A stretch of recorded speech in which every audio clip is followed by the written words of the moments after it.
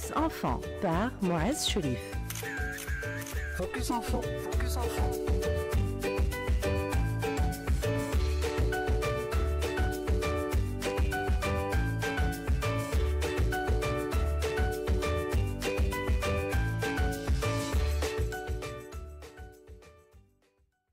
Mesdames, Mademoiselles, Messieurs, bonjour, ou plutôt rebonjour, mais en tout cas je dis bonjour à Moaz. Bonjour Moaz. Bonjour Sler, bonjour à tous les petits citoyens et à toutes celles et tous ceux qui nous écoutent aujourd'hui. Alors, les addictions chez les enfants et les adolescents. Je pense que plus particulièrement les adolescents, n'est-ce pas Moaz?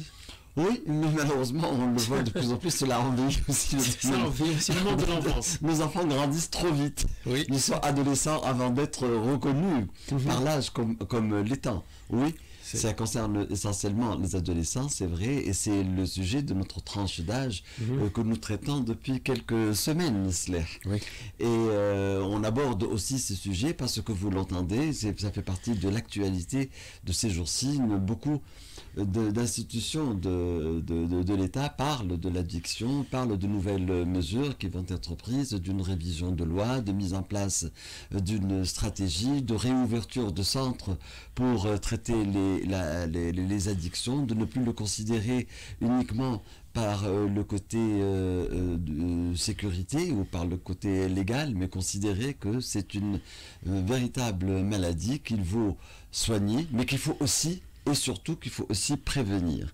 Et nous, on s'inscrit dans cette logique de la prévention. Alors pourquoi les addictions touchent cette tranche d'âge? Parce que au cours de cette période, les enfants sont particulièrement enclins à tous les comportements addictifs. Pas uniquement à la consommation de produits, mais ils sont addicts aux écrans, ils sont addicts à la consommation de certaines choses. Par exemple, c'est là où commence, et on le voit à travers beaucoup d'enquêtes, la mauvaise habitude de fumer les cigarettes. Maintenant, ça se modernise, et avec les enfants, comme ils sont une cible d'une campagne extraordinaire menée par les producteurs de tabac, ils sont ciblés par tous ces nouveaux produits du tabac, et on voit fleurir sur tout le territoire de la République ces espèces de stands qui vendent les cigarettes électroniques avec des goûts attractifs pour les enfants. C'est du chocolat, c'est miel, c'est vanille, c'est fraise, et on le comprend que du fait de l'existence de cette inclinaison vers le comportement addictif, les industriels en profitent et essayent de gagner du terrain et d'amener les enfants à consommer leurs produits. Alors il y a des enquêtes qui sont faites, notre pays adhère à tout un projet qui est multinational, et tous les 4 ans, il y a une enquête qui se fait, qui s'appelle l'enquête Medspad, et qui essaie d'interroger les adolescents de 13 à 17 ans sur leur comportement addictif. Et l'on le voit depuis 2013, où cela a commencé, 2013, 2017, 2021, la dernière enquête, les chiffres sont en train de grimper. Et on voit aussi apparaître de nouvelles addictions qu'on ne connaissait pas auparavant. Les réseaux sociaux. Pardon? Les réseaux sociaux aussi. Oui, ça c'est l'addiction aux écrans, ça c'est l'addiction à l'internet en général. Absolument. Pas uniquement les réseaux sociaux, les jeux électroniques, par tout ce qui est espace virtuel en rapport avec les écrans. Oui, c'est un fléau énorme, c'est même le plus grand fléau d'addiction pour les enfants. Viennent après tous les produits qui sont consommés, et on a vu apparaître quelque chose de récent, de nouveau dans la dernière enquête de Medspad, c'est les paris. Donc les enfants sont en train de s'acheminer, et les statistiques montrent qu'on a à peu près 7% des enfants qui sont addicts aux paris, et on parle des paris sportifs, mais ce sont des paris qui normalement ne devraient pas être accessibles pour les enfants. Il y a des lois qui devraient être protégées. 7%, c'est beaucoup quand même. Bien sûr, c'est énorme. C'est énorme. C'est énorme, d'autant que c'est la progression de 0 à 7% dans un espace de 4 ans. C'est quelque chose de tout à fait inquiétant, inattendu. C'est pour vous dire combien cette nature même des enfants d'être enclins à l'addiction qui est exploitée par tous les prédateurs qui visent à avoir sous leur coupe les enfants et essayer de les manipuler et de les exploiter. Donc, que faire devant tout ce fléau? Nier la réalité, c'est nier le jour, c'est pas possible. Et ce qu'il faut d'abord reconnaître, c'est cette tendance à l'addiction qui est une prédisposition naturelle chez tous les enfants. Quand ils aiment une chanson, ils l'écoutent en boucle pendant 15 jours, 3 semaines, et après ils vont l'oublier définitivement pour s'accrocher à autre chose, et ainsi de suite. Ça, ce sont des phénomènes tout à fait anodins, mais parfois... Si ça s'arrête au niveau de la chanson, c'est pas grave. Mais c'est pour expliquer que c'est quelque chose qui est en rapport avec la nature même des enfants à cet âge-là. Pourquoi?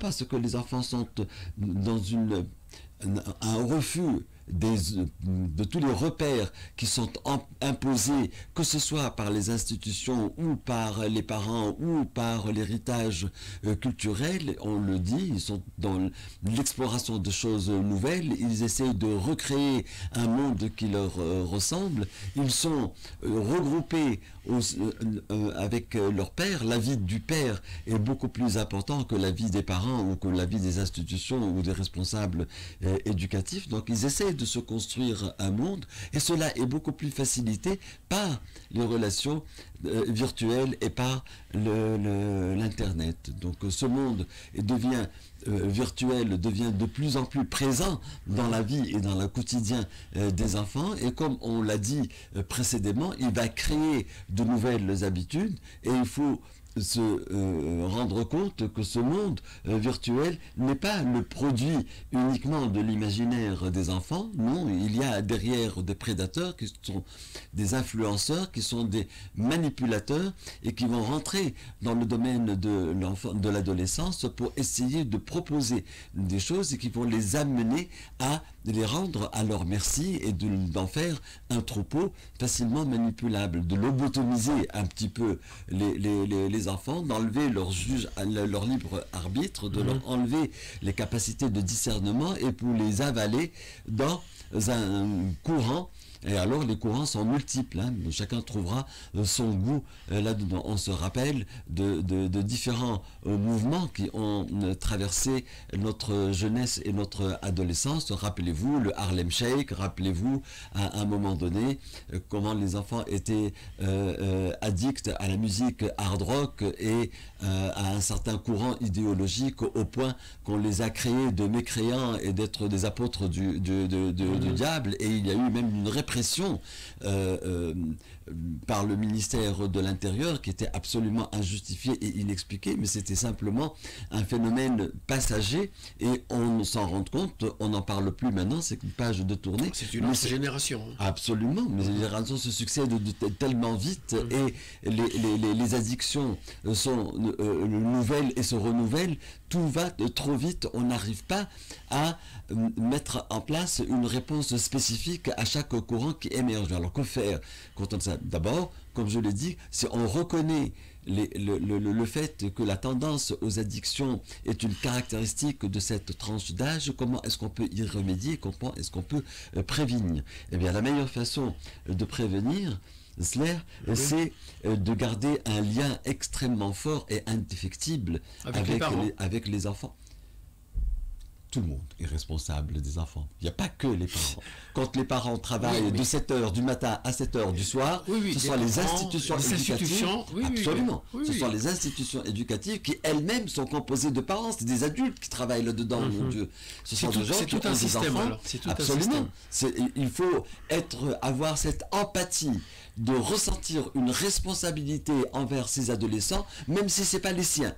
Parce que les vôtres sont entre les mains d'une autre personne. Si on va se jeter la patate chaude les uns aux autres, personne n'est responsable et on va se retourner en définitive vers cette pauvre petite famille qui subit tout pour la pointer du doigt et dire qu'elle est responsable. Non, elle n'est pas responsable. On ne doit pas rejeter nos propres responsabilités à tous les niveaux. Si les enfants se trouvent très souvent dans les cafés, pourquoi les responsables des cafés fait ne sont pas responsables du comportement des enfants. Si les enfants se retrouvent dans des publinettes pour avoir accès à un Internet qui leur est interdit à la maison et aller sur un certain nombre de sites auxquels ils ne pourraient pas avoir accès à la maison, pourquoi les responsables de ces publinettes ne peuvent pas être tenus pour responsables aussi du comportement des enfants?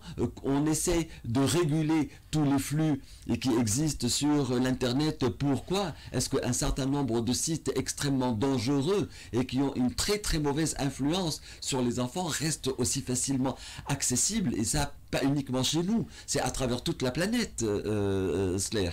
Pourquoi est-ce que ces jeux extrêmement violents qui banalisent la violence et dans le comportement des enfants restent toujours aussi facilement accessibles? C'est qu'il y a beaucoup d'argent qui est derrière, c'est qu'il y a une volonté, c'est qu'il y a un business qui est en train de se développer, et malheureusement, les responsables à tous les niveaux laissent passer ce business. Ils sont dépassés par les événements aussi. Ils ne sont pas dépassés par les événements, non. Ça ne fait pas partie de leur priorité. Ça, c'est différent. Bon, d'accord. On n'arrête pas, nous, d'essayer de tirer la sonnette d'alarme et de dire qu'il y a beaucoup de choses qui doivent être faites. D'ailleurs, ces jours-ci démarre un nouveau cycle de rencontres provoquées par les institutions elles-mêmes pour essayer de réviser cette stratégie de lutte contre la violence et de lutte contre la cyberviolence en particulier, pour essayer d'évaluer ce qui a été fait et de voir ce que l'on peut faire pour essayer que cela aille mieux. Mais bien évidemment, on doit, à notre échelle individuelle, se sentir responsable de cette génération et non pas uniquement responsable de son propre enfant et ne pas regarder les enfants des autres. Parce que figurez-vous que l'influence des enfants des autres sur le vôtre est beaucoup plus importante que ce que vous allez dire ou redire en longueur de journée et en longueur d'année. Donc, comme tu le dis si bien, c'est une responsabilité collective. Absolument. Voilà. Donc, étant donné que c'est une responsabilité collective, donc on cherche qu'est-ce qui va garder le lien. On se rend compte que la discipline, que l'autorité ne suffit pas et que c'est absolument inutile. De punir à chaque fois qu'il y a un petit écart, c'est absolument inutile. Au contraire, ça va les braquer et ça va les amener à avoir une vie souterraine, une vie cachée qui va être inaccessible et qui influera bien évidemment leur comportement et leur devenir. Le maître mot Slair, c'est de garder des liens affectifs et de garder des canaux de communication à tous les niveaux. Faire ressentir à ces enfants qu'on les aime, eux-mêmes s'ils passent par cette période extrêmement difficile où il y a une perte de tous les repères parce qu'ils sont en train de se transformer et ils ne ressemblent pas à ce qu'ils souhaiteraient être eux-mêmes. Ils ne s'aiment pas. Et si autour d'eux, il y a des gens qui ne les aiment pas non plus, eh bien c'est la crise, bien évidemment. Si on ne comprend pas, si on n'a pas le souvenir de sa propre adolescence, et que l'on puisse développer un peu d'empathie, un peu de tolérance, beaucoup d'amour, beaucoup de dialogue, beaucoup de canaux de communication avec cette génération qu'on appelle maintenant la génération Z, eh ben on n'arrivera plus à rétablir les choses. On en a parlé lors d'émissions précédentes, le conflit de génération est une réalité, on le sait, on en est conscient, mais le fait d'en être conscient ne suffit pas, il faut développer des mécanismes pour essayer de pallier à ce conflit de génération et non pas creuser le gouffre encore plus et traiter cette jeunesse et cette adolescence d'une jeunesse qu'on ne comprend pas, d'une jeunesse qui vient de Mars, d'une jeunesse qui ne nous ressemble pas et avec laquelle on baisse les bras et on dit qu'on n'a pas de moyens de l'accompagner et surtout de lui transmettre un certain nombre de valeurs. Eh bien pas du tout. Nous sommes parfaitement capables de les encadrer, nous sommes parfaitement capables de transmettre des valeurs, mais seulement il y a deux canaux essentiels que nous avons nous-mêmes taillés à coups de machette, c'est la communication et c'est l'amour qu'on doit avoir pour cette jeunesse et pour cette adolescence. Alors quand on dit qu'on a coupé par des machettes, eh bien c'est vrai. lorsque vous voyez que nos enfants passent le plus clair de leur temps en dehors de la maison, quels sont les outils de communication qui ont été mis en place par l'État pour essayer de garder un dialogue entre les adultes et les enfants? Eh bien, au niveau des institutions éducatives, il y a beaucoup de mécanismes qui le permettent. Vous vous rappelez, il y avait l'élection du délégué de classe, il y avait la participation des enfants au conseil des classes, la discussion au sein de la même classe avec les enseignants et avec le cadre administratif de l'école. Il y a le conseil d'institution qui permet de rassembler les enfants, les familles, le cadre éducatif et le cadre administratif, et qui autorise de faire appel à toutes les compétences pour améliorer la bonne marche de l'école. Je le rappelle, l'école, c'est cet espace républicain que l'État a mis à disposition des enfants pour commencer la socialisation des enfants et pour commencer la construction de ce citoyen que l'on souhaiterait pour le futur. Eh bien, si vous rasez tous les moyens de communication et comment apprendre aux enfants depuis le plus jeune âge à communiquer, à converser, à s'échanger et à ne pas refuser l'idée de l'autre, mais à essayer de la comprendre, essayer de devenir tolérant, essayer d'avoir de l'empathie. Si tout ça a été enlevé, comment voulez-vous exiger par la suite des jeunes que ce soit eux qui aient de l'empathie, que ce soit eux qui aient de la tolérance, que ce soit eux qui aient de la compréhension, puisqu'ils ont été eux-mêmes exclus par les adultes avec tous les moyens de communication. Le deuxième, les enfants ne sont pas uniquement des adolescents, en particulier ne sont pas uniquement à l'école, ils sont dans les villes. Si la dictature a donné aux enfants la possibilité d'exister dans un conseil municipal pour enfants et de contribuer à la vie civique à l'intérieur de la commune, eh bien la révolution et la démocratie d'aujourd'hui a balayé les conseils municipaux pour enfants, et la nouvelle loi des autorités locales n'a pas renouvelé l'obligation pour chaque commune de mettre en place un conseil municipal pour enfants. On va un peu plus haut, et on le sait, la Tunisie est fière d'avoir sur le papier, sur un parlement pour enfants. Eh bien, allez discuter avec n'importe quel adolescent, dites-lui quelles sont tes connaissances, quels sont tes rapports, comment est-ce que tu évalues ce parlement pour enfants. Il n'en connaît même pas l'existence. Et on en a fait quelque chose de figuratif pour dorer le blason de l'État qui dit voilà, moi je suis très content d'avoir un parlement pour enfants, et de temps en temps on les met comme des marionnettes devant une caméra de télévision et on les filme. Mais dans la réalité, est-ce que nous tenons compte de ce que sont en train de dire ces enfants? Est-ce que ces enfants parlementaires sont réellement représentatifs des enfants de la Tunisie? Et est-ce que les enfants de la Tunisie se reconnaissent dans le discours de ces parlementaires? La démocratie, ça s'apprend, ça se construit depuis l'enfance. Le parler, le communiquer, les échanges, la tolérance, tout ce que l'on souhaite voir dans notre pays, le comportement civique. Bien évidemment, maintenant, quand on regarde ce qui se passe, même de point de vue environnemental dans notre pays, la réponse est extrêmement facile. C'est que les Tunisiens sont sales. Mais comment les Tunisiens sont devenus sales? Est-ce qu'on a essayé de cultiver chez eux le sens civique? Est-ce que l'enfant qui est dans le jardin d'enfants, l'enfant qui est à l'école, se sent appartenir à cette école? Est-ce qu'il a l'impression que cette école lui appartient? Eh bien, regardez ce qui se passe, surtout en cette période de l'année. Vous annoncez que l'école est finie et les enfants, c'est une véritable libération. En sortant de l'école, on jette les cahiers, on déchire les livres, on balance tout. Non, et heureusement, c'est psychologique, ça. C'est pas psychologique, cela montre que les enfants se sentent mal à l'école. Quand vous avez plus de 100 000 enfants qui quittent l'école chaque année, tous les ans, depuis une dizaine d'années, comment est-ce que tous les responsables de l'État, du système éducatif, du système privé, de tout le monde, ne regardent pas l'école et se disent mais qu'est-ce qui se passe à l'école? Pourquoi les enfants n'aiment plus aller à l'école? Pourquoi les enfants quittent l'école?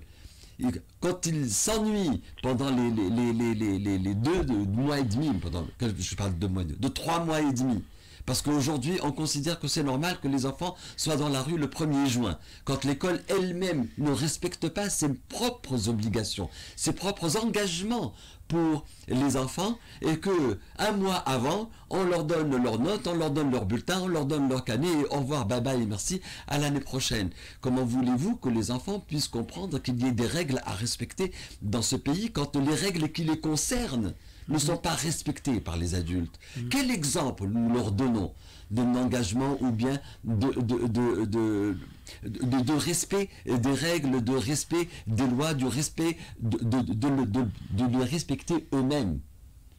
Si vous donnez un emploi du temps à un enfant et que vous-même, vous ne respectez pas votre engagement, vous savez que la responsabilité de l'État est engagée par l'emploi du temps que l'on délivre aux enfants et que l'on délivre aux parents. Vous savez qu'au regard de la loi, et ça même après un avis des conseillers juridiques, si quoi que ce soit arrive à un enfant pendant ce mois de juin, pendant le temps scolaire où il aurait dû être à l'école, eh bien nous pouvons recourir au tribunal administratif et faire porter la responsabilité de ce qui est arrivé à cet enfant à l'État, parce que l'État a une obligation de protection à laquelle il est défaillant.